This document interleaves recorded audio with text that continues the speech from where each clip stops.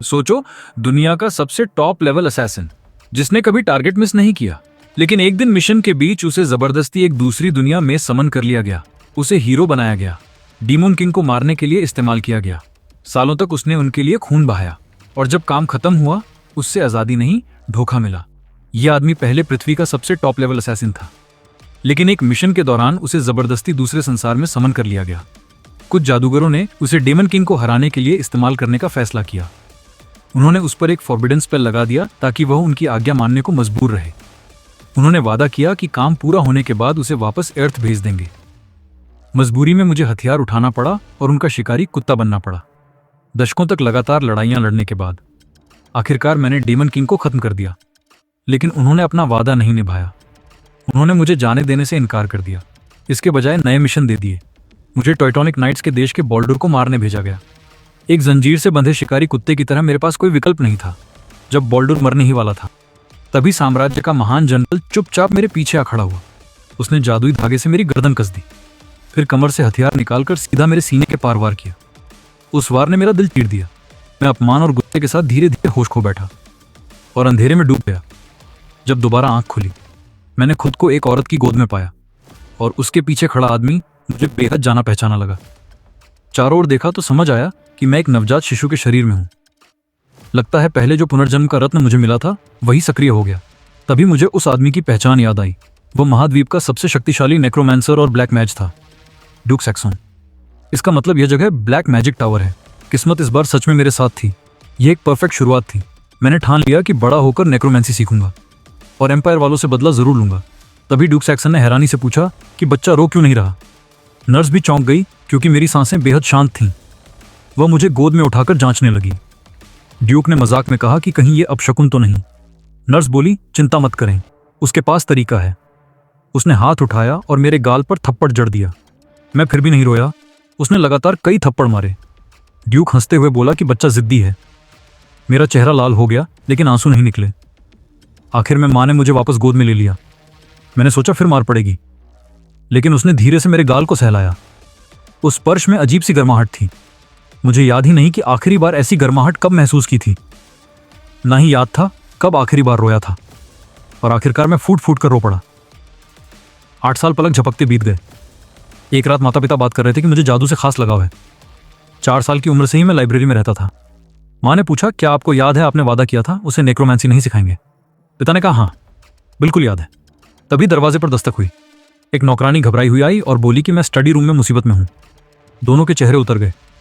जब वे पहुंचे तो मेरे चारों ओर बिजली का जादू घूम रहा था। पिता ने तुरंत स्पेल तोड़ा। माँ ने मुझे जांचा कि कहीं चोट तो नहीं लगी। पिता हैरान थे कि सिर्फ 8 साल की उम्र में मैं हवा में जादू जमा कर सकता हूं। उन्होंने गंभीर होकर पूछा, क्या मैंने खुद ये शक्ति छोड़ी? सच कहूं तो मुझे भी अंदाजा नहीं था कि इतनी जल्दी मैजिक रिलीज कर पाऊंगा। मैं जवाब नहीं दे पा रहा था।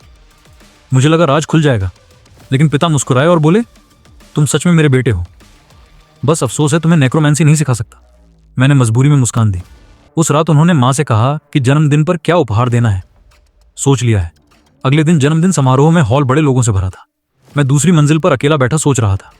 पहले एक शिकारी कुत्ता था, अब राजकुमार जैसा व्यवहार मिल रहा है। ये सब अजीब लग रहा था, लेकिन मुझे ज्यादा चिंता उस रात की घटना की थी, जब मैंने हीरो बनकर डेमन किंग को हराने का रिकॉर्ड पढ़ा था। तभी मेरा मैजिक कंट्रोल से बाहर हो गया था। यह शरीर नेक्रोमैंसी के लिए परफेक्ट था। मुझे किसी तरह पिता को मनाना था। तभी माँ आई और मुझे जन्मदिन की बधाई दी। उन्होंने पीछे खड़े काले वस्त्र वाले व्यक्ति से मिलवाया। वो ब्लू मैजिक टावर के एल्डर सेफिया थे। अब से वही मेरे जादू शिक्षक थे।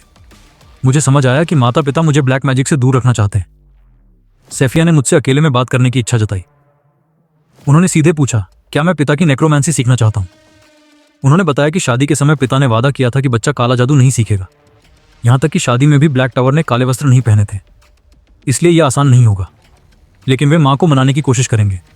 उन्होंने पूछा, क्या मैं उनसे जादू सीखूंगा? मैंने पूछा, क्या नेक्रोमैंसी आपको घिनौनी नहीं लगती? आप तो प्रकृति का पालन करने वाले एल्फ हैं। मृतकों को जगाना क्या गलत नहीं? सेफिया हंसे और बोले, पुजारी भी तो मृतकों को जीवित करते हैं। फिर अंतर क्या है? उनकी सोच बाकी जिद्दी एल्वस से अलग थी। मुझे लगा वो अच्छे गुरु साबित होंगे। मैंने तुरंत हामी भर दी। पहला पाठ शुरू हुआ।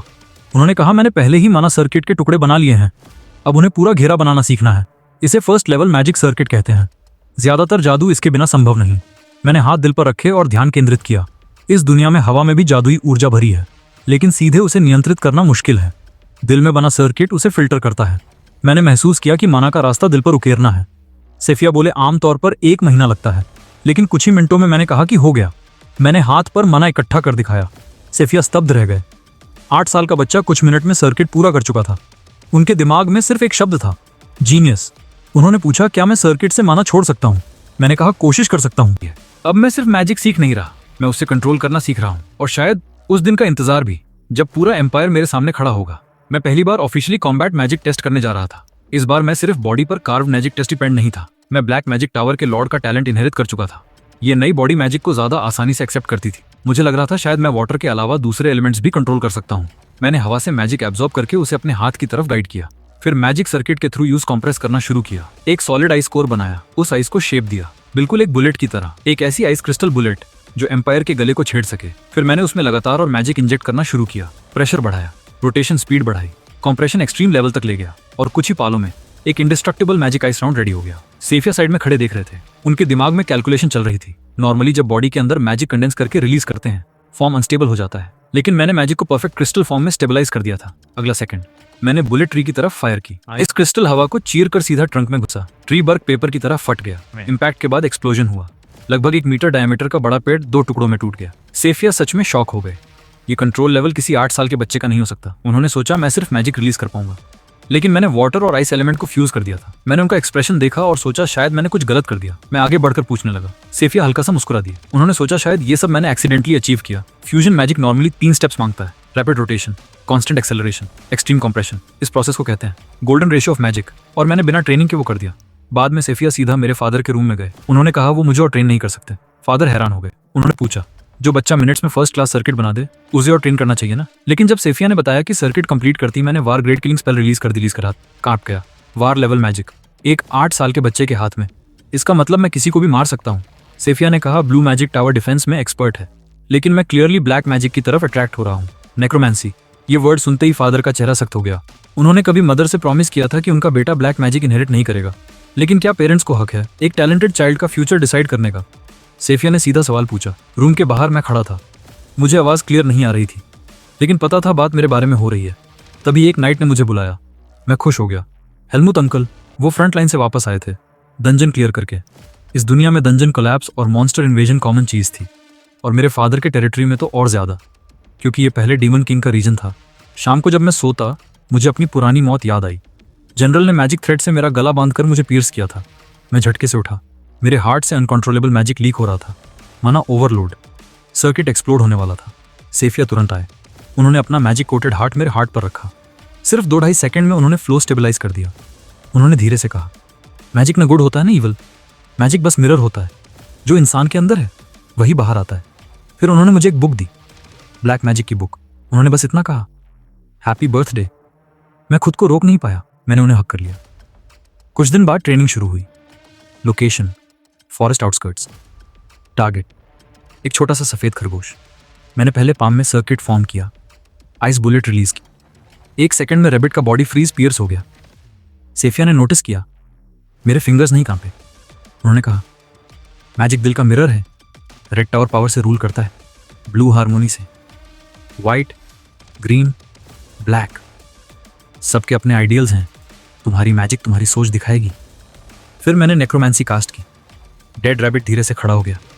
अब वो मेरी कमांड फॉलो कर रहा था। Next step, ice armour. मैंने पपेट रैबिट पर फ्रोस्ट आर्मर कास्ट किया। उसके बॉडी पर शार्प आइस प्लेटिंग बन गई। अब सवाल ये है, क्या ये पावर दुनिया को बचाएगी या उसे बर्बाद करेगी? अगर आपको भी देखना है डाले का अगला कदम, उसकी ब्लैक मैजिक की असली ट्रेनिंग और एम्पायर से बदले की शुरुआत, तो चैनल को सब्सक्राइब करो, वीडियो को लाइक करो और कमेंट में लिखो ब्लैक मैजिक अवेकनिंग। मिलते हैं नेक्स्ट पार्ट में।